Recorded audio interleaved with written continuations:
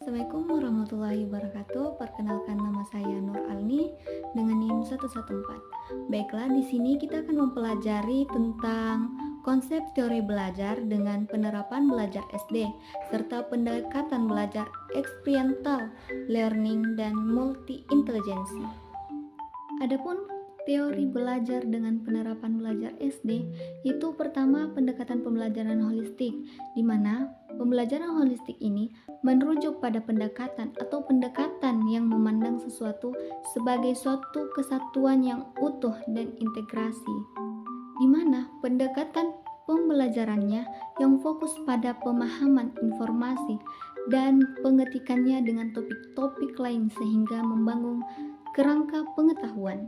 Yang kedua adalah pendekatan pembelajaran konstruktivisme, di mana pendekatan yang menunjukkan bahwa pembelajaran lebih efektif dan bermakna ketika siswa mampu berinteraksi dengan masalah dan konsep lingkungan yang ada di sekitarnya.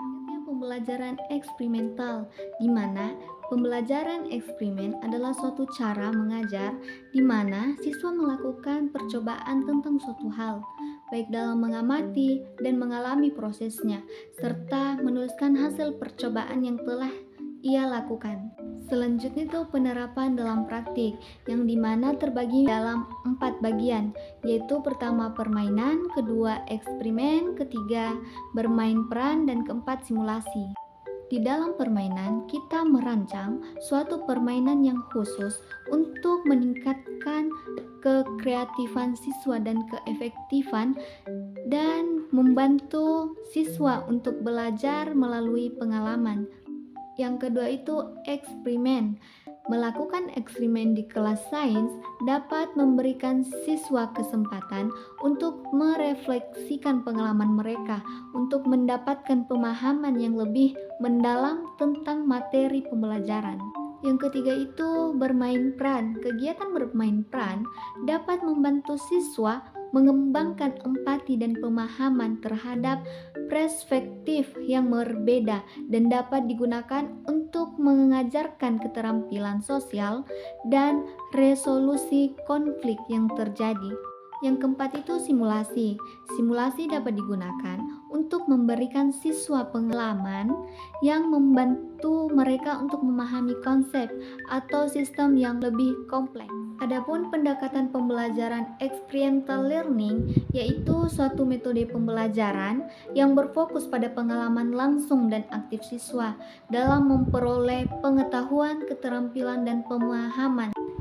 Ada juga experiential learning dan keuntungan dari pendekatannya, yaitu yang pertama aktif dan terlibat, di mana siswa secara aktif terlibat dalam pengalaman belajar melalui kegiatan nyata, pengalaman, percobaan, dan partisipasi langsung. Dan yang kedua itu pembelajaran berpusat pada siswa, di mana fokus utama adalah pada pembelajaran siswa, di mana mereka memiliki peran aktif dalam memperoleh pengetahuan dan keterampilan.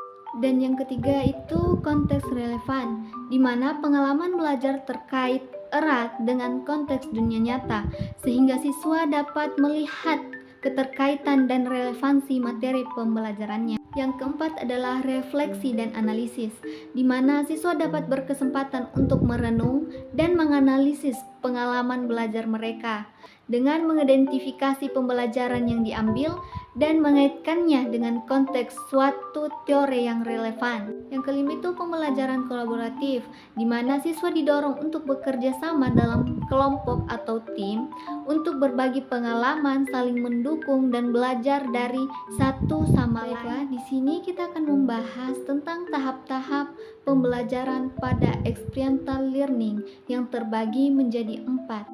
Yang pertama yaitu tahap pengalaman nyata, yaitu di mana tahap ini merupakan tahap belajar melalui berbagai pengalaman yang konkret, juga peka terhadap situasi. Yang kedua adalah tahap observasi refleksi, yaitu di mana tahap ini merupakan tahap untuk melakukan observasi sebelum membuat suatu keputusan, mengamati lingkungan dari berbagai perspektif yang berbeda dan melihat berbagai hal yang mendapatkan suatu makna.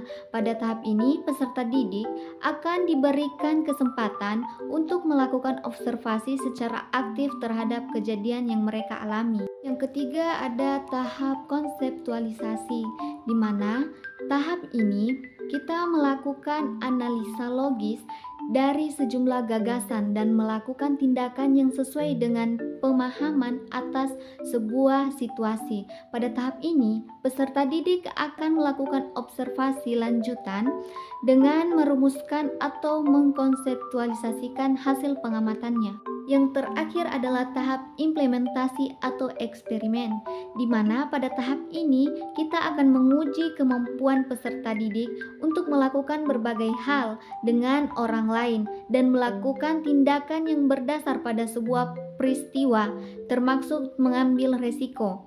Pada tahap ini, peserta didik sudah mampu untuk mengaplikasikan. Sekarang kita masuk ke konsep multi-intelligence. Intelijensi sebagai kemampuan untuk memecahkan persoalan dan menghasilkan produk dalam suatu setting yang bermacam-macam dan dalam situasi yang nyata. Faktor yang mempengaruhi multi-intelligence adalah kecerdasan yang dimiliki seseorang dapat berkembang sampai tingkat kemampuan yang disebut memumpuni. Baiklah, yang terakhir kita akan membahas persamaan dan perbedaan pendekatan pembelajaran eksperimental dengan pendekatan pembelajaran multi-intelligence. Adapun persamaan antara kedua pendekatan tersebut yaitu pertama, saling menekankan pada pengalaman langsung dan aktif siswa dalam memperoleh pengetahuan dan keterampilan, dan menekankan pada pemikiran kritis dan evaluasi. Adapun perbedaannya yaitu pendekatan pembelajaran eksperimental menekankan pada refleksi dan analisis setelah pengalaman belajar, sedangkan pendekatan pembelajaran multi-intelligence tidak menekankan pada refleksi dan analisis setelah pengalaman kerja. Baiklah, sekian dan terima kasih.